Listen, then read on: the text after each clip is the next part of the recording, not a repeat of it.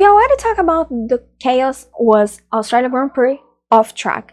Now we're gonna talk about how was on track. Hi, I'm Nina and welcome to Vroom Vroom the Lulu.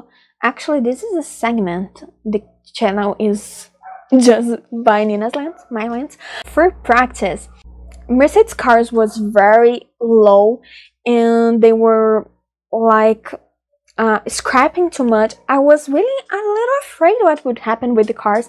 I really was already thinking about a penalty or a disqualification as happened last year in Qatar. We have Yuki complaining about the steering column.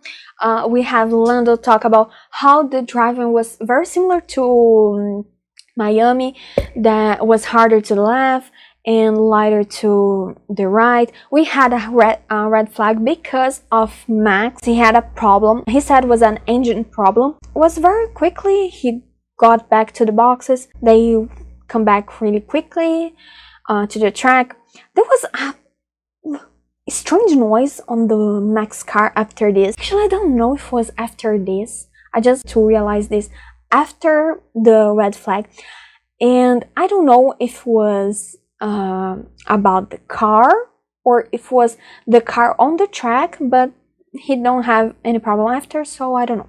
There was a moment Leclerc said he was not happy with the car and he wouldn't say it in the radio, but the only thing he said was there was a lack of grip. In my notes I put hold your hearts, tifosi and lacfosi.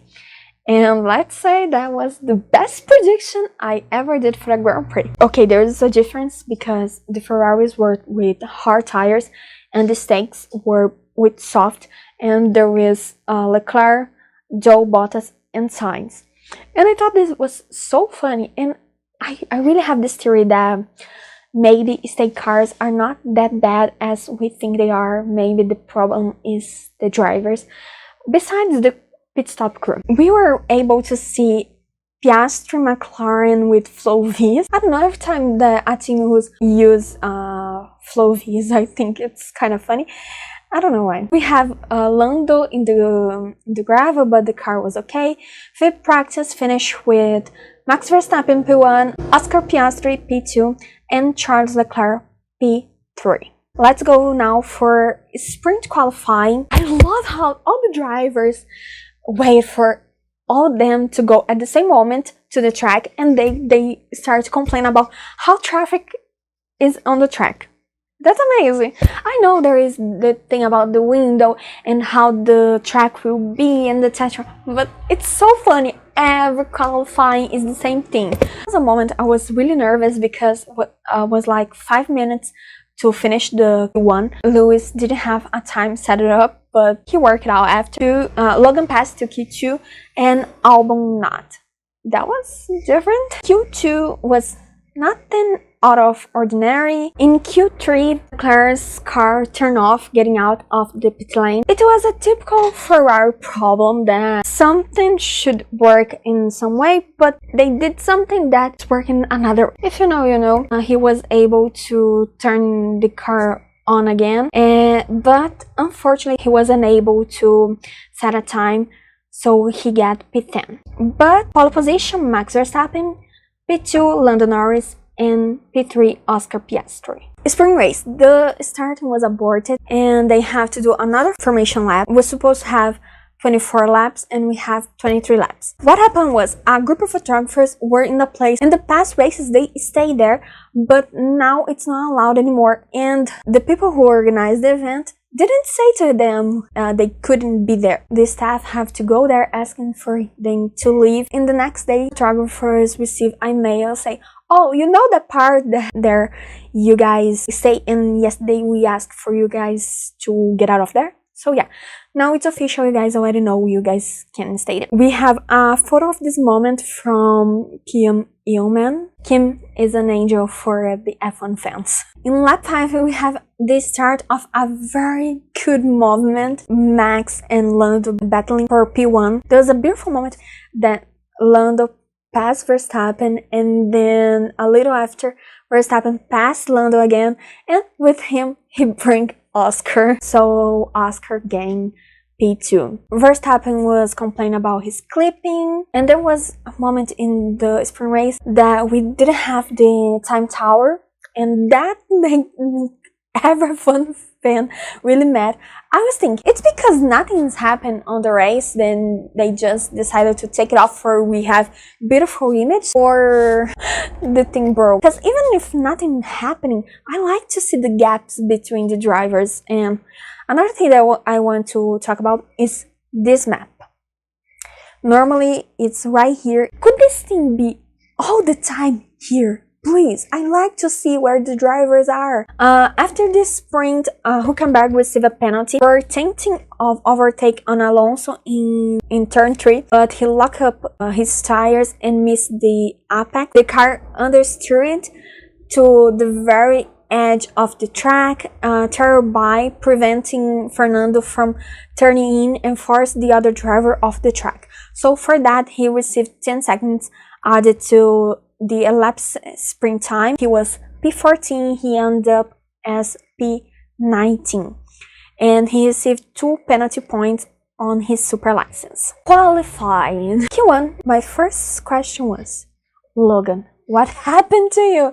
You were so good yesterday. Yeah, I was really hoping that after sprint qualifying would be a new start for Logan. I have to record with all the dogs being leading my dog barking, but I need to record right now, so I'm so sorry for the noise. I'll try to take it off, but I don't know if it will be possible to take everything off.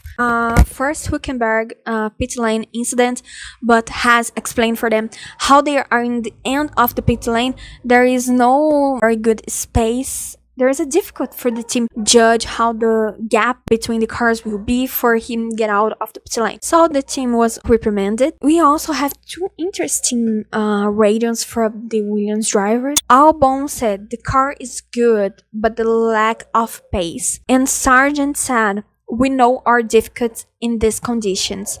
And I was, what conditions? Bad update, hot weather. I was curious which was these conditions he was talking about, but obviously he wouldn't talk about that on the radio where all the teams could hear. Q2, Sainz was complaining about the car jumping. Hülkenberg had his second pit lane incident, but this time was considered that he wasn't in the fault. Actually, it was Paris give his space for Hülkenberg be able to get out of the pit lane and go to the track. So no further action for either of the drivers. In Q3, again, they live all in the same time, almost ending the time, and then they complain about the track. Hamilton incident, unsafe release.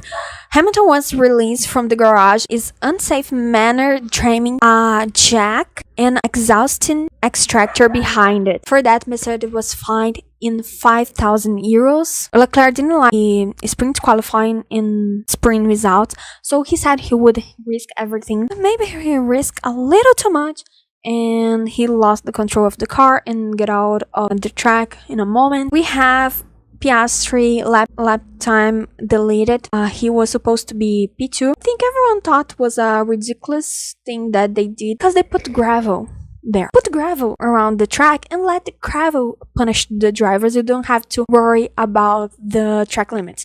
That was the idea. If that was the idea, why you don't use your idea? You know, was ridiculous.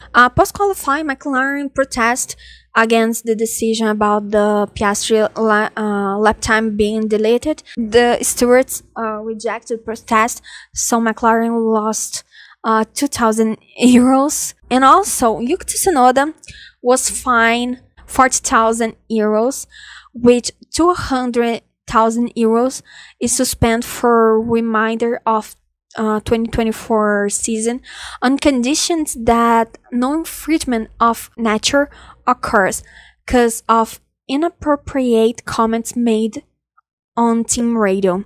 And for that, Yuki made a statement. Hello, I wanted to say big apologies what I said in the radio today. Obviously, I didn't use it intentionally and was completely misunderstood from myself the exactly meaning of it. I now have better understanding for what the word means, and I'm very apologetic for what I said. This type of language has no place and it's not tolerated, and for that I'm sorry. let's talk about the race right now.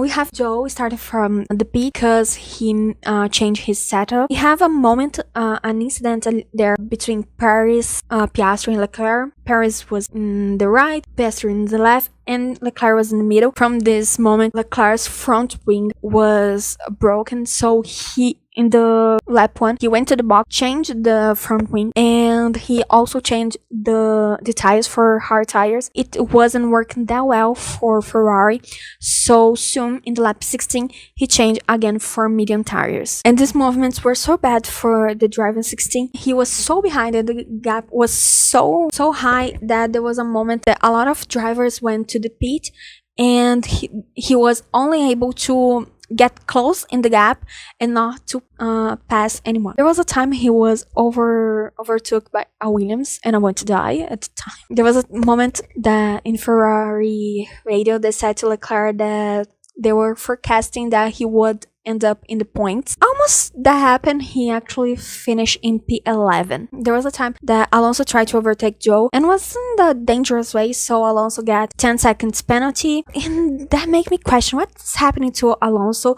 and what's happening to McLaren, because this last Grand Prix was really bad for them. Hamilton and Albon got a penalty for crossing the line in the pit entry, 5 seconds for both. Max had an unsafe release, and for some reason the stewards decided that that's nothing, so no further action. Paris got 5 seconds because he was speeding in the pit lane. There was a beautiful moment, fight between two Alpines, and Alonso was in the middle of them, but at the end nothing happened, but it was so beautiful. And ciao! Norris received a black and white flag. He repeat getting out of track, so he got a 5 seconds penalty. And then we have the polemic Verstappen and Norris give us a seasoning in this race. It was very good for a while until the collision. If you want to give your opinion in the comments, please give it, but be polite. Any unpolite comments I will delete.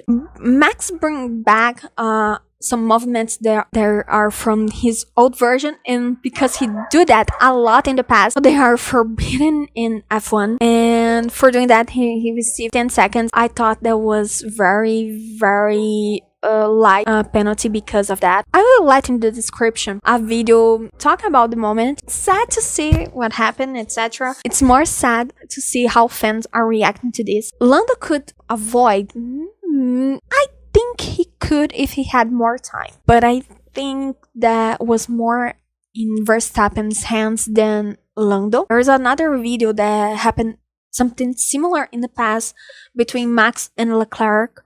Leclerc was in Max's position and Leclerc made the save. I just hope that it don't start a fight between them and between the fans, because there is no need for that. After the collision, Max go to the pit, he put soft tires and go back to the race, and he finished in P5. Norris, he could do the same.